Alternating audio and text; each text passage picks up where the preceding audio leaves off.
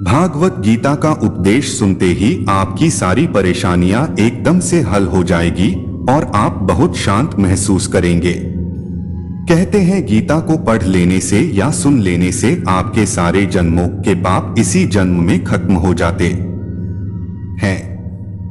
भगवान श्री कृष्ण ने स्वयं अर्जुन को उपदेश दिया था जो भागवत गीता के रूप में प्रसिद्ध है। भले ही पुराना है लेकिन यह आज के दौर में भी आपकी सारी परेशानियों का हल आपको दे सकता है। भागवत गीता आपको एक जीने का ऐसा ढंग सिखाती है जो भरोसे और त्याग पर निर्भर करता है। जब तक आपको किसी चीज पर भरोसा नहीं है आप उसको हासिल नहीं कर सकते और जब तक आप त्याग नहीं करेंगे आपको कुछ हासिल नहीं होगा। भरोसे और त्याग से ही आपको सब कुछ हासिल हो सकता है। दोस्तों, आज के इस वीडियो में आपको भागवत गीता के 11 ऐसे उपदेशों के बारे में बताएंगे जो सरल भाषा में दिया गया है, जो आप लोग ध्यान से जरूर सुनिए और अपने दोस्तों के साथ जरूर शेयर कीजिएगा।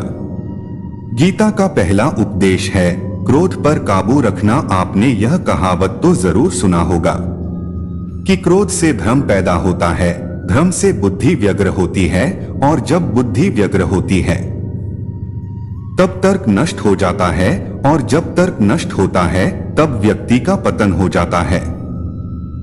यह कहावत भगवान श्री कृष्ण ने स्वयं कहा था। श्री कृष्ण कहते हैं, क्रोध एक ऐसा जहर है जो व्यक्ति को मारता तो नहीं लेकिन उसको अपने जैसे विसला बना देता है। अब आप सोचेंगे भला क्रोध किसी व्यक्ति को विसला कैसे बना सकता है? वह इसलिए क्योंकि अक्सर जब गुस्से में होता है तो अपना आप खो बैठता है, सामने वाले को ऐसे शब्द बोल जाता है जो किसी जहर से कम नहीं लगते। आप में से भी ऐसे बहुत से लोग होंगे जिसे क्रोध की वजह से बहुत से परेशानियों का सामना करना पड़ा होगा, क्योंकि क्रोध के आवेश में आकर अक्सर इंसान अपने पराये का लिहाज भूल जाता है, जिसके चलते वह अपने सबसे करीब रिश्ते गवा बैठता है। अब सवाल यह है कि क्रोध के इस अग्नि को ठंडा कैसे किया जाए? तो चलिए हम आपको एक कहानी के माध्यम से समझाते हैं। प्राचीन समय की बात है, एक महिला थी जिसका स्वभाव बहुत क्रोधी था। उसे छोटी छोटी बातों में गुस्सा आ जाता था। अपने गुस्से के आगे वो अच्छे बुरे का भेद तक भूल जाती थी। जो मुंह में आता बोल देती। महिला के इस उग्र स्वभाव के कारण उसके परिवार और उसका पूरा गांव परेशान था। मगर जब उसका गुस्सा शांत हो जाता तो वह अपने किए पर पछतावा भी करती थी। वह खुद क्रोध को काबू करना चाहती थी लेकिन उसे सफलता नहीं मिल पा रही थी।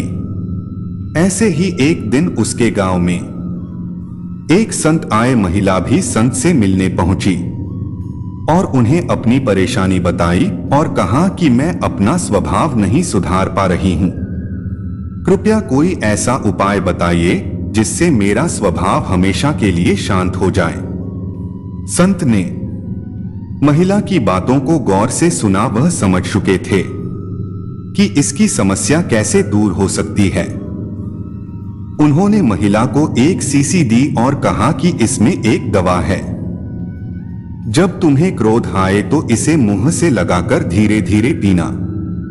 इसे तब तक मुंह से लगाए रखना जब तक तुम्हारा क्रोध शांत ना हो जाए। जब इसकी दवा खत्म हो जाए तो आश्रम आकर और ले जाना। संत की आज्ञा मानकर महिला ने क्रोध आने पर उस दवा का सेवन करना शुरू कर दिया। एक सप्ताह में ही उसका क्रोध कम होने लगा। इससे खुश होकर वह आश्रम में संत से मिलने पहुंची और उन्हें बताया कि आपकी दवा चमत्कारी है, मेरा क्रोध कम हो गया है।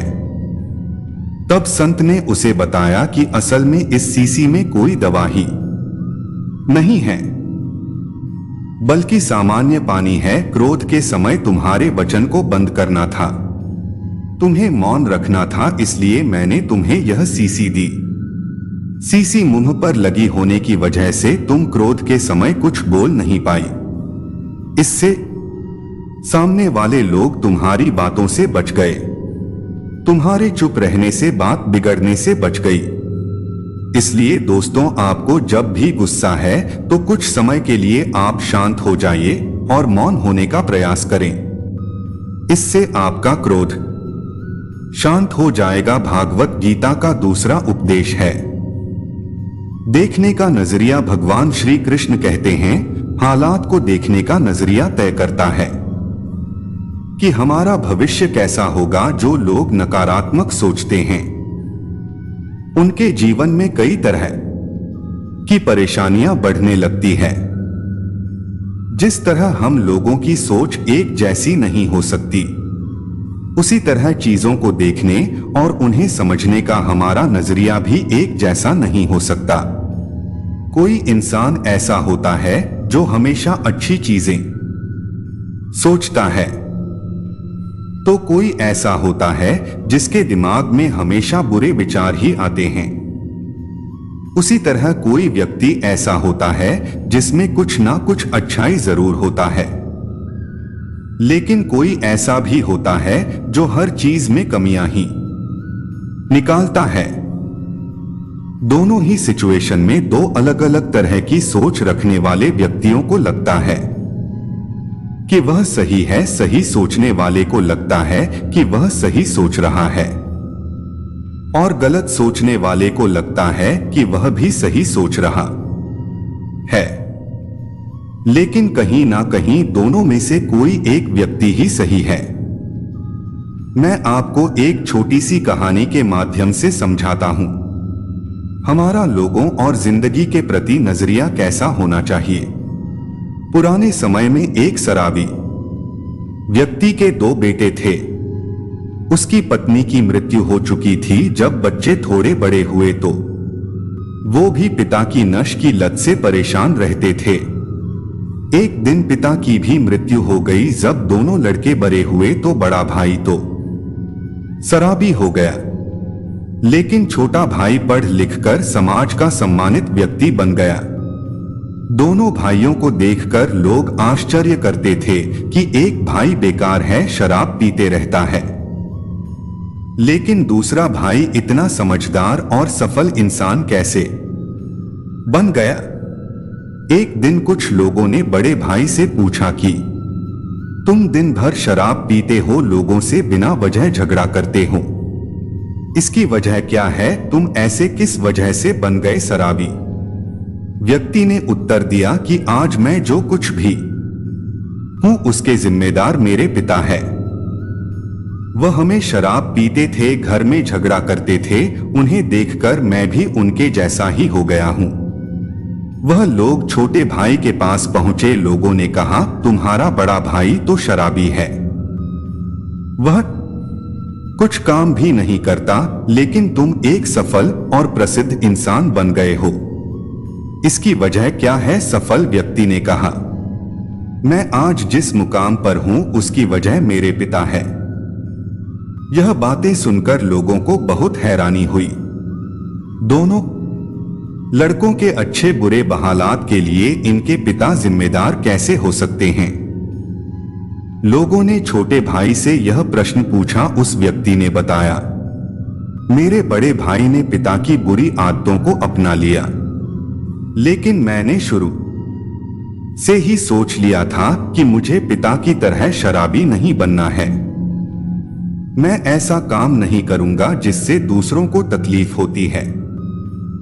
इसलिए मैंने खूब पढ़ाई की और आज मैं एक सफल व्यक्ति हूं। दोस्तों, हमें परिस्थितियों को सकारात्मक सोच के साथ देखना चाहिए।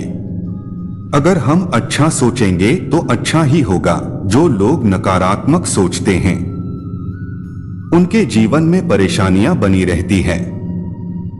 दूसरों की गलतियों से सीख लेकर सकारात्मक सोच के साथ आगे बढ़ेंगे तो सफलता जरूर मिलती है। भागवत गीता का तीसरा उपदेश है मन पर नियंत्रण। भगवान श्री कृष्ण के इस उपदेश में मन को नियंत्रित करने के बारे में बताया गया है, क्योंकि मन चंचल है किंतु यह हमारे अधीन है और हमारी अनोखी शक्ति है जिसके सही उपयोग से हम किसी भी बाधा को पार कर सकते हैं। आपका दिमाग आपके जीवन में अच्छाई के निर्माण के लिए सबसे महत्वपूर्ण है, लेकिन अगर इसका सही उपयोग नहीं किया जाए तो यह आपके जीवन का सबसे विनाशकारी बल भी हो सकता है। आपका मन विशेष रूप से आपके विचार आपके जीवन को प्रभावित करते हैं और इसलिए जीवन को सही तरह से जीने के लिए हमारा मन पर पूरा प्रभाव होना चाहिए और यह हमारे अनुकूल ही कार्य करना चाहिए। भागवत गीता में भगवान श्री कृष्ण कहते हैं, मन का बेचैन होना उसका स्वभाव है। हमारे मन को लगता है अगर वह अलग अलग बातों के बारे में सोचता रहेगा तो हमें आने वाली हर मुश्किल और मुसीबत से बचा लेगा, पर ऐसा होता नहीं है। हम अपने जीवन का काफी अधिक समय सोच विचार करके परेशान होने में निकाल देते हैं। क्या आप कौवे को कह सकते हैं कि कौक के आवाज ना करें, या फिर क्या आप किसी मेढक को कह सकते हैं कि वह पानी देखते ही ऊंची छलांग ना मारे? हमारे मन का भी कुछ ऐसा ही है। जीवन में कुछ भी होता है, अच्छा या बुरा, हमारा मन उस पर काव काव करने लगता है। काव काव से मेरा मतलब है चिंता करना, व्याकुल होना। कोई बुरी बात होती भी नहीं है और मन परेशानी की ऊंची ऊंची लपट लेने लगता है। कभी कभी तो मुझे ऐसा लगता है कि हम में से कई लोग सिर्फ परेशान होने के लिए जीते हैं। सारी परेशानी, पीड़ा, दुविधा अक्सर हमारी मन की बनाई हुई कहानियां होती है। इस बात को ध्यान रखें कि आपकी परेशानी सिर्फ आपके मन की एक स्थिति है।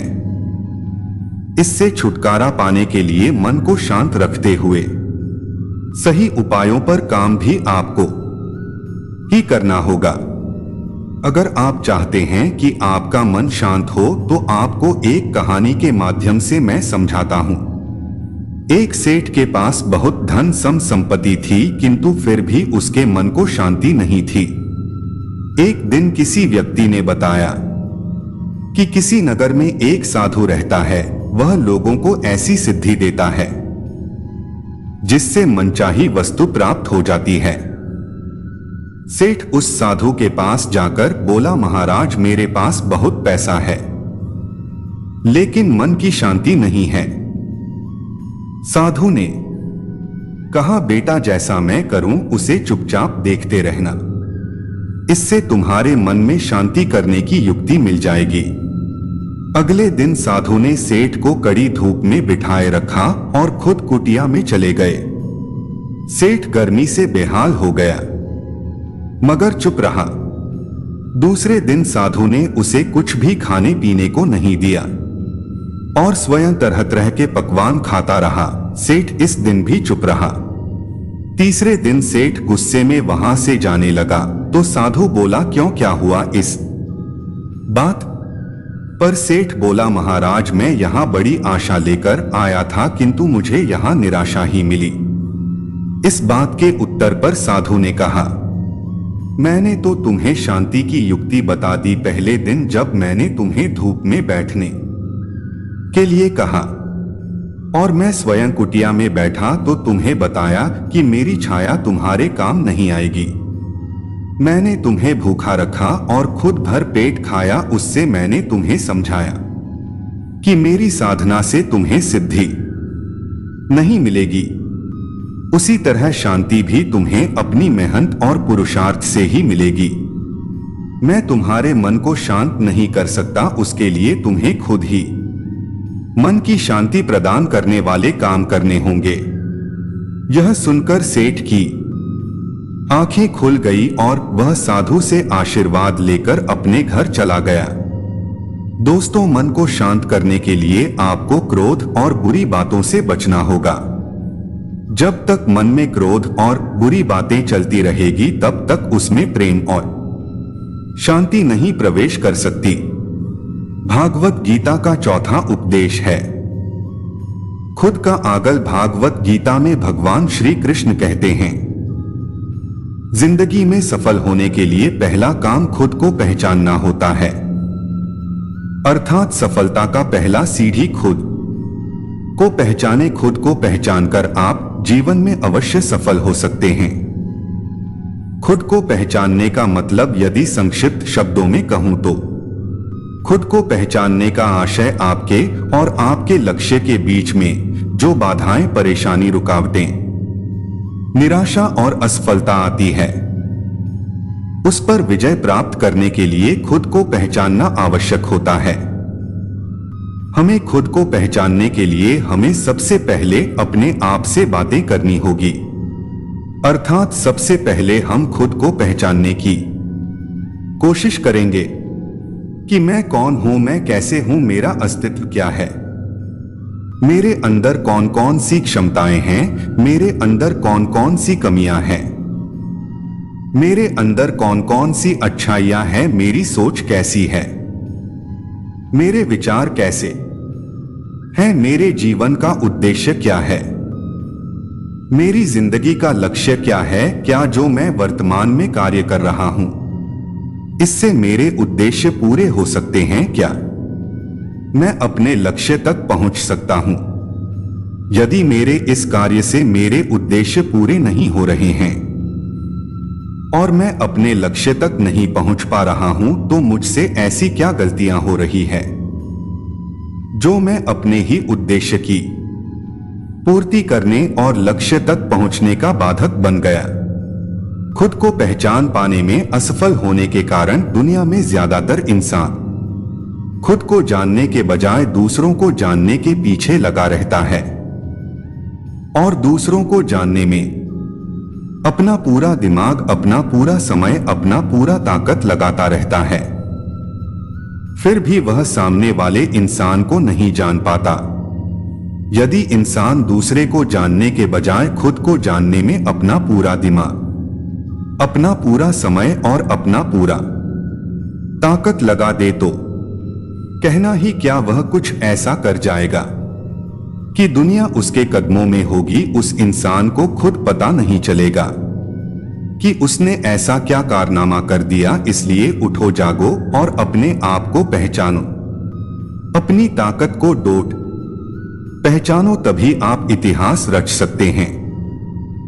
भागवत गीता का 5वां उपदेश है खुद का निर्माण। श्री कृष्ण कहते हैं कि मानव जीवन अनमोल है, इस बात से कोई इनकार नहीं करता, परंतु यह भी विडंबना है ईश्वर अंश रूपी शरीर को डोट हम उतना मान सम्मान नहीं करते जितना वास्तव में हमें करना चाहिए। यह सब शरीर के ऊपरी सौंदर्य की चिंता बहुत करते हैं, किंतु इस शरीर के भीतर बैठे ईश्वर और उसके निवास रूपी मंदिर के प्रति कभी सचेत होना ही नहीं चाहते। इसलिए हम भौतिक सुख दुख के चक्रवाह में उलझे रह जाते हैं और खुद के निर्माण के प्रति लापरवाह बने रहते हैं, जिसका खामियाजा न केवल खुद हमें बल्कि परिवार, समाज, राष्ट्र और समूचे संसार को डोट किसी न किसी रूप में भुगतना ही पड़ता है। आज की अगर सबसे बड़ी जरूरत की बात करें तो वह है खुद के निर्माण की। हमें सोचना ही होगा कि हम अपना निर्माण कैसे करें। ईश्वर ने हमें सर्वश्रेष्ठ बनाया है, सिर्फ इतना मानने भर से हम श्रेष्ठ नहीं हो गए। हमें अपने मन, वचन, कर्म से भी श्रेष्ठ बनना ही होगा। जब तक हम खुद को ईश्वर की एक इकाई मानकर विचार नहीं करेंगे तब तक हमारा या आपका भला नहीं हो सकता। हमें अपने शरीर रूपी मंदिर और उसके भीतर बैठे जीव तत्व को महत्व देना, उसकी स्वच्छता, उसके प्रति समर्पण भाव का अनुकरण बनाए रखना ही होगा। हम जितनी चिंता बाह्य निर्माण की करते हैं उससे कहीं अधिक चिंता स्वयं निर्माण की भी करनी होगी। इसके लिए हमें सिर्फ अच्छाइयां और सकारात्मक बिंदुओं पर ही ध्यान केंद्रित करना होगा। हमें औरों के साथ साथ अपने आपके भी अच्छे गुणों पर ध्यान देना होगा। हम सभी सर्वशक्तिमान परमात्मा की संतान है। शक्तिशाली परमात्मा के सारे गुण हमारे अंदर विद्वान हैं। उन शक्तियों का सही प्रयोग करके हम अपना निर्माण कर सकते हैं और अपना सुंदर निर्माण के साथ ही हम अपने परिवार, समाज, राष्ट्र तथा पूरी सृष्टि का निर्माण कर सकते। आइए आज हम अपने जीवन के स्वयं निर्माण की पहली सुबह मानकर जुट जाएं और सबसे पहले खुद के निर्माण के लिए प्रयास करें। विश्वास कीजिए, असंभव जैसा भाव संभव की सबसे बड़ी बाधा है। इसलिए असंभव को ताले के अंदर बंद कर सिर्फ संभव के मंत्र का मंत्रोच्चार कीजिए। याद रखिए, आपकी पहचान आप नहीं, आपका व्यक्तित्व कृतित्व ही रेखांकित करने वाला है। इसके लिए स्वयं निर्माण के सिवा कोई रास्ता ही नहीं है। भागवत गीता का छठा उपदेश है, कर्म करो, फल की चिंता मत करो। श्री कृष्ण ने भागवत गीता में कर्म और फल के बीच एक संबंध बताते हुए कहते हैं कि हमें कर्म करना चाहिए लेकिन फल की चिंता नहीं करनी चाहिए। यह इसलिए है क्योंकि हम अपनी कर्म फल के बारे में पूर्वानुमान लगा सकते हैं, लेकिन फल निश्चित नहीं होता है, इसलिए फल की चिंता करना निरर्थक है और उससे हमें अत्यधिक चिंता और तनाव का सामना करना पड़ता है। श्री कृष्ण इससे भी आगे जाकर कहते हैं कि कर्म करना हमारा कर्तव्य होता है, लेकिन हमें कर्म फल के बंधन से मुक्त होकर कर्म करना चाहिए। कर्म फल की चिंता से हम अपने कर्तव्य को नहीं निभा पाते और फल के अपेक्षा का अपने कर्तव्य को भूल जाते हैं। श्री कृष्ण कहते हैं, जब हम अपने कर्म करते हैं तो हमें अपने कर्तव्य के प्रति उत्साह और संकल्प होना चाहिए, जो एक सफल जीवन के लिए आवश्यक होते हैं। मैं आपको एक कहानी के माध्यम से इसे स्पष्ट करता हूं। एक राजा था जो अपनी प्रजा का बहुत ख्याल रखता था। वह अपनी प्रजा के बीच जाता और उनकी समस्याओं को सुनता था। वह कोशिश करता था कि वह उनकी समस्याओं को दूर कर सके। उनकी कर्तव्य निष्ठा के चर्चे दूर दूर तक फैले हुए थे। एक बार राजा अपने राज्य में भ्रमण करने के लिए निकले हुए थे। तब उनके कुर्ते का एक बटन टूट गया। यह देखकर राजा ने अपने मंत्री को तुरंत बुलाया और उसे आदेश दिया कि गांव से एक अच्छे दर्जी को बुला लाए और उनके कुर्ते का बटन लगा दे। यह सुनकर मंत्री ने गांव में दर्जी की खोज शुरू कर दी। संयोग से उन्हें एक दर्जी भी मिल गया। गांव में उसकी छोटी सी दुकान थी। उस दर्जी को जल्दी ही राजा के पास लाया गया। उस दर्जी से राजा ने कहा, क्या हुआ, उसके कुर्ते के बटन सिल सकता है? दर्जे ने कहा, यह तो बड़ा ही आसान काम है। दर्जी ने अपने थैले से धागा निकाला और कुर्ते का बटन लगा दिया। राजा बेहद खुश हुआ और उससे पूछा कि वह उन्हें कितने पैसे दे। इस पर दर्जे ने कहा, कितने से काम के लिए वह पैसे नहीं ले सकता। इस पर राजा ने कहा, वह इसकी कीमत जरूर देंगे। राजा ने सोचा, उसने तो बस धागा ही लगाया, तो उसके 2 रुपए मांग लेता हूं। फिर दर्जे ने सोचा, कहीं राजा यह ना सोचे, इतने से काम के 2 रुपए तो गांव वालों से कितना पैसा लेता होगा। यह सब सोचकर दर्जी ने कहा कि वह अपनी इच्छा से जो भी देंगे ले लेगा। यह सुनकर राजा ने अपनी हैसियत के मुताबिक उसे 2 गांव देने का फैसला किया। राजा ने कहा, कहीं समाज में उसका रुतबा छोटा ना हो जाए, इसलिए उसने यह आदेश दिया। राजा ने मन में सोचा कि कहां वो 2 रुपए मांग रहा था और वो 2 गांव का मालिक बन गया। दोस्तों, हम सभी अपनी क्षमता के अनुसार सोचते हैं, लेकिन भगवान हमें अपने हिसाब से सब कुछ देते हैं। हम छोटा मांगते हैं, कई बार भगवान हमें उनके देने की क्षमता के आधार पर कुछ अच्छा और बड़ा दे देते हैं। इसलिए गीता में श्री कृष्ण ने कहा है कि कर्म करो, हल्की इच्छा मत करो, और यही इस कहानी का सार भी है। भागवत गीता का 7वां उपदेश है लक्ष्यों को डोट। हमेशा याद रखें, भागवत गीता में श्री कृष्ण कहते हैं, किसी भी लक्ष्य को निर्धारित करने से पहले खुद से 3 सवाल करें। पहला, आप उस काम को क्यों करना चाहते हैं?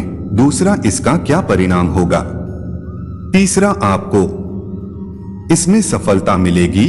यदि तीनों सवालों के जवाब आपको आश्वस्त करने वाले हो, तभी उस लक्ष्य की ओर कदम बढ़ाएं। आपने अपने लक्ष्य के लिए क्या रणनीति बनाई है, इसके बारे में कभी किसी को ना बगुप्त रूप से केवल उस दिशा में मेहनत करते रहे।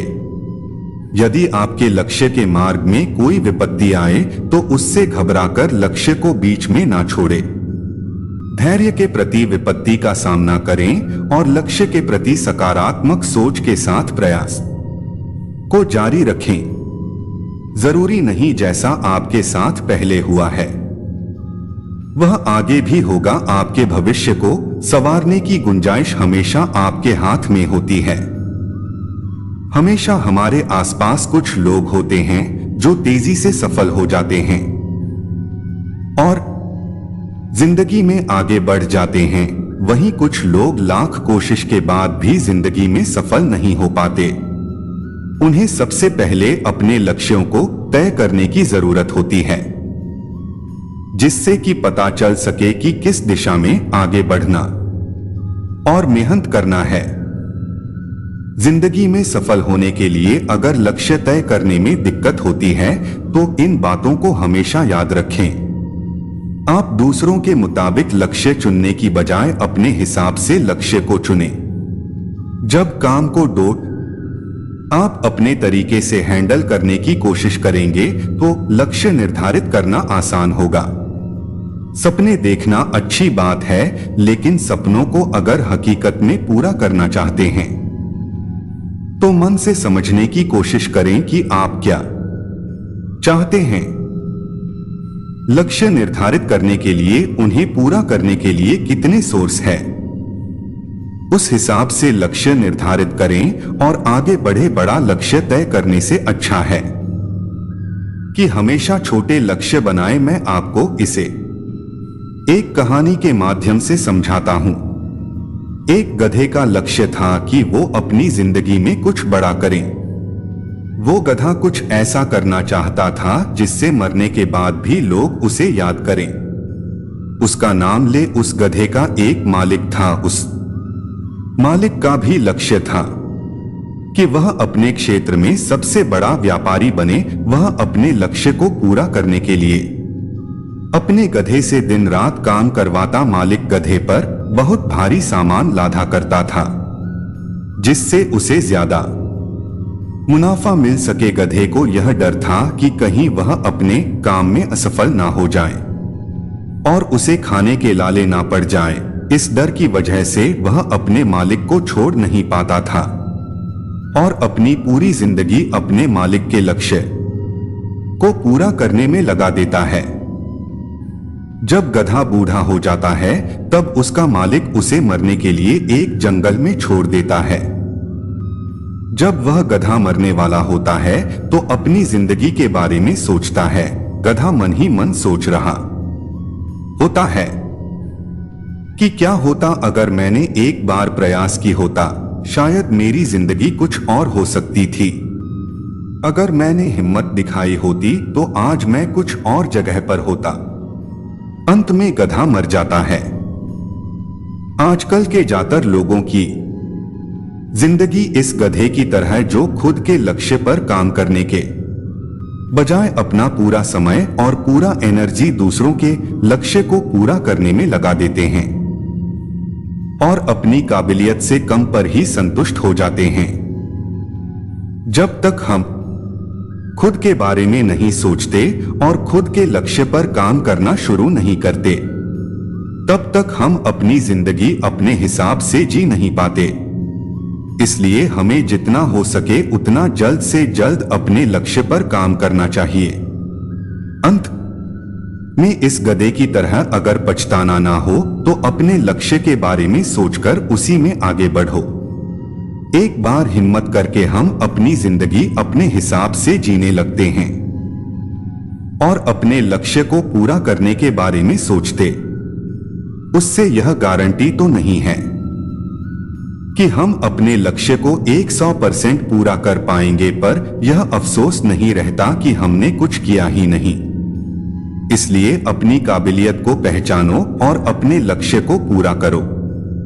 भागवत गीता का 8वां उपदेश है वर्तमान में जीना सीखो। भागवत गीता में कहा गया है कि अतीत का भय और भविष्य की चिंता व्यक्ति को इतना परेशान कर देती है कि वह चैन से जी नहीं पाता है। कभी कभी तो वह अपना मानसिक संतुलन खो बैठता है।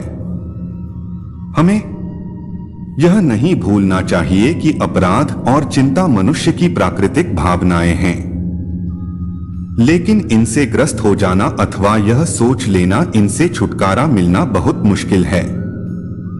यह ठीक नहीं है। इसी सोच का परिणाम और प्रभाव व्यक्ति के मन मस्तिष्क को अस्थिर बनाए रखता है। इसके लिए मनुष्य को अपने सोच की सीमा का विस्तार करना चाहिए। अतीत में मत डूबो। इस क्षण हमारे पास केवल वर्तमान क्षण है। हम अतीत को जी नहीं सकते या बदल नहीं सकते और भविष्य काल्पनिक है। वर्तमान क्षण ही हमारे पास है। अपने वर्तमान क्षण को नया आकार दे और अपना भविष्य बनाए। हमारा समय सीमित है। इसे अतीत के बारे में पछतावा या भविष्य की चिंता में बर्बाद ना करें। एक योजना बनाएं, उस पर अमल करें और बेहतर कल के लिए अपने आज का पूरा उपयोग करें। आप आज जो करते हैं वही आपका कल निर्धारित करता है। वर्तमान क्षण में जीना सीखना सफलता और खुशी की कुंजी है। आज काम शुरू करने का सबसे अच्छा दिन है, क्योंकि आज हमारे पास जो कुछ भी है वह सब काल्पनिक है। हमारा अतीत हमें सर्वोत्तम सबक सिखाता है। बस इससे सीखो और आगे बढ़ते रहो और अपने आज को बेहतर, आनंदमय और पूर्ण बनाने का प्रयास कर सकते हैं। भागवत गीता का 9वां उपदेश है खुद पर विश्वास रखें। श्री कृष्ण कहते हैं, जब तक आप खुद पर विश्वास नहीं करते तब तक दूसरों को भी आप पर विश्वास नहीं होगा। जीवन में सफलता पाने के लिए आपको अपने सपनों का पीछा करना चाहिए। अपने सपनों के लिए काम करें और उन्हें हासिल करने के लिए हमेशा तत्पर रहे। आप जितना मेहनत करेंगे उतनी ही जल्दी आपके सपने पूरे होंगे। आप अगर खुद पर विश्वास करते हैं तो दुनिया में कुछ भी असंभव नहीं होता।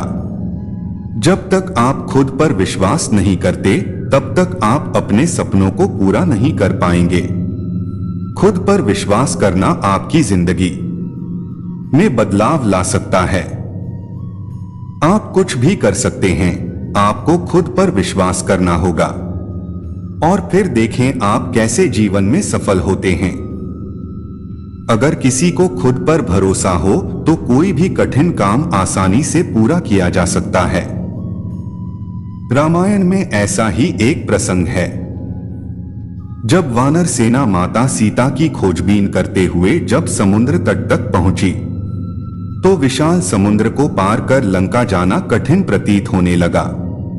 तब अंगद ने कहा, मैं समंदर के उस पार लंका में तो जा सकता हूं, पर वापस लौटकर आ पाऊंगा इस पर मुझे संदेह है। अंगद को अपनी क्षमता और योग्यता पर भरोसा नहीं था।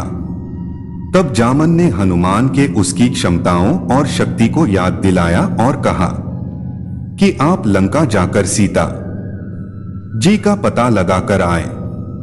हनुमान ने पूरे आत्मविश्वास के साथ हामी भरी और कहा कि मैं अभी जाता हूं और रावण सहित सभी राक्षसों का संहार करके माता सीता को लेकर आता हूं। तब जावंटे में सुरसा और सिंहिका ने उन्हें रोकने की कोशिश भी की, मगर उनका आत्मविश्वास जरा कम नहीं हुआ और वो लंका पहुंचे। वहां कहीं राक्षसों का संहार किया और अशोक वाटिका में सीता जी को देखा, फिर लौट आए।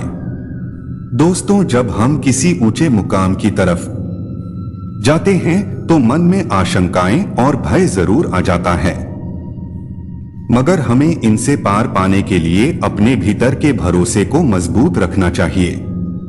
उत्साह के साथ लक्ष्य की ओर बढ़ने से भीतर का भरोसा भी मजबूत होता है। अगर हमें अपनी क्षमता पर यकीन हो जाए तो कोई भी लक्ष्य आसानी से पाया जा सकता है। अगर आपको खुद पर विश्वास नहीं है तो आप डरपोक है। क्या आपने कभी सोचा है कि पर्वतारोही खिलाड़ी आदि भी दूसरे लोगों की तरह ही होते हैं, फिर भी वह इतने कठिन लक्ष्य आसानी से कैसे पा लेते हैं? इसका जवाब है आत्मविश्वास, खुद पर भरोसा। भागवत गीता का 10वां उपदेश है, संगत का असर। भगवान श्री कृष्ण कहते हैं, संगत का असर सब कुछ बदल देता है। संगत के कारण चाल ढाल, पहनावा, खान पान, बात करने का तरीका, चरित्र आदि में बदला। आज हमारी संगत का जीवन में गहरा असर पड़ता है। इसलिए संगत अच्छे लोगों का करना चाहिए, जिससे उनके अच्छाई को हम ग्रहण कर सके। कहते हैं, खरबूजा खरबूजे को देखकर रंग बदलता है। इस कहावत का अर्थ है कि संगत का असर हर किसी पर कम या अधिक होता है। संगत से मनुष्य जहां महान बनता है, वहीं बुरी संगत उसका पतन भी करती है। अच्छी संगत पारस के समान है। जिस प्रकार पारस के छूने से लोहा भी सोना बन जाता है, उसी प्रकार संगत के प्रभाव से दुष्ट व्यक्ति भी देवता समान बन जाता है। लेकिन यदि व्यक्ति को बुरी संगत मिलती है तो उसका जीवन नरक हो जाता है। दोस्तों, मैं आपको एक कहानी के माध्यम से समझाता हूं। एक गुरु अपने शिष्यों के साथ एक बगीचे में घूम रहे थे। रास्ते में वह अपने शिष्यों को अच्छी संगत में रहने के विषय में बता रहे थे, लेकिन शिष्य उस बात को समझ ही नहीं पाए रहे थे। तभी गुरुजी ने पूरे बगीचे में नजर घुमाई और उन्होंने फूलों से भरा एक गुलाब का पौधा देखा। उन्होंने पास खड़े शिष्यों में से एक शिष्य से उस गुलाब के पौधे के नीचे से थोड़ी सी मिट्टी लाने को कहा। शिष्य उसी समय गया और गुलाब के पौधे के नीचे से मिट्टी लेकर आया। जैसे ही लिया, मिट्टी गुरु के हाथों में थमा को आगे बढ़ा। गुरुजी बोले, बस यह मिट्टी मैंने अपने लिए नहीं मंगवाई। सभी शिष्य गुरु की तरफ देखने लगे। तभी गुरुजी ने फिर से बोलना शुरू किया, इस मिट्टी को सख कर देखो। गुरु का आदेश मानते हुए शिष्य ने मिट्टी को अपने नाक से लगाया और बोला, गुरुजी, इसमें तो गुलाब की बड़ी अच्छी खुशबू आ रही है। तब संत जी बोले, बच्चों, जानते हो इस मिट्टी में इतना सुंदर खुशबू क्यों आ रही है? क्योंकि इस मिट्टी पर गुलाब के फूल टूट टूट कर गिरते रहते। धीरे धीरे यह इसी मिट्टी के साथ मिल जाते हैं, तभी मिट्टी में भी गुलाब की खुशबू आने लगती है। ऐसा ही हमारे जीवन में होता है। जब हम अच्छे लोगों के साथ रहते हैं तो उनकी अच्छी बातें हमारे अंदर आने लगती है। जैसे गुलाब की पंखुड़ियों की पास रहने के कारण इस मिट्टी में से गुलाब की खुशबू आने लगी, उसी प्रकार जो व्यक्ति जैसे व्यक्ति के साथ रहता है उसमें वैसे ही गुण दोष आ जाते हैं। दोस्तों, हमें हमेशा अपनी संगत अच्छे लोगों के साथ रखनी चाहिए, जिससे हम भी एक अच्छा इंसान बन सके। भागवत गीता का 11वां उपदेश है, अधूरा ज्ञान। श्री कृष्ण कहते हैं, ज्ञानी और अज्ञानी व्यक्ति को आसानी से समझाया जा सकता है, लेकिन अर्धज्ञानी व्यक्ति को स्वयं ब्रह्मा जी भी नहीं समझा सकते। अधूरा ज्ञान खतरनाक होता है। ऐसा ज्ञान किसी काम का नहीं होता। जिसकी वजह से किसी भले इंसान का नुकसान होता है। अधूरा ज्ञान किस तरह नुकसान पहुंचा सकता है, आपको एक कहानी के द्वारा बताता हूं। पुराने समय में एक सेठ का व्यापार बहुत अच्छा चल रहा था। उसने आसपास के गांव में भी अपना व्यापार बढ़ाने की योजना बनाई। एक व्यक्ति सेठ के पास गया और बोला कि वह साझेदार बनना चाहता है। सेठ को डोट व्यापार बढ़ाने के लिए एक साझेदार की जरूरत थी।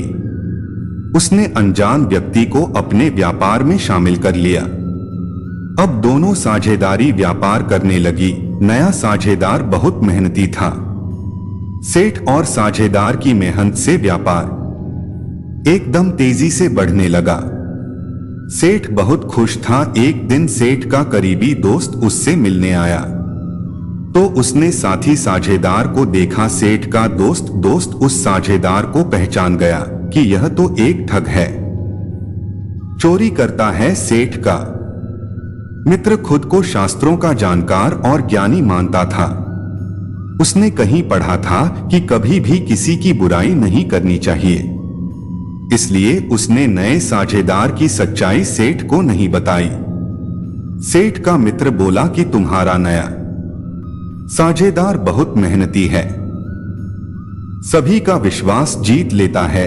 यह सुनकर सेठ को प्रसन्नता हुई, क्योंकि नया साझेदारिया अब सेठ की तिजड़ी की चाबियां भी नए साझेदार के पास ही रहती थी।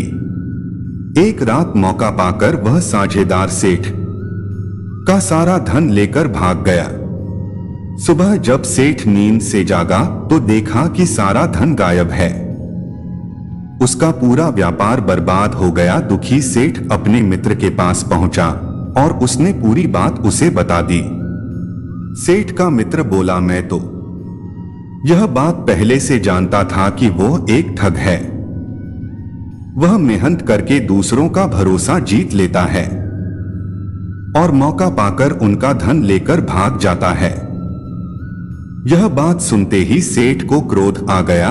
उसने मित्र से कहा, तुम्हें यह बात मालूम थी तो मुझे क्यों नहीं बताई? मेरे जीवन भर की कमाई लुट गई है।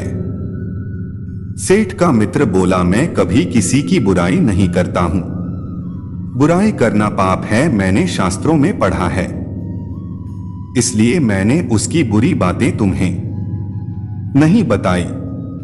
शास्त्रों के जानकार मित्र की यह बात सुनकर सेठ ने उससे कहा, भाई आज तुम्हारे अधूरे ज्ञान की वजह से मैं बर्बाद हो गया। ऐसा ज्ञान किसी काम का नहीं जिससे किसी भले इंसान का नुकसान होता है।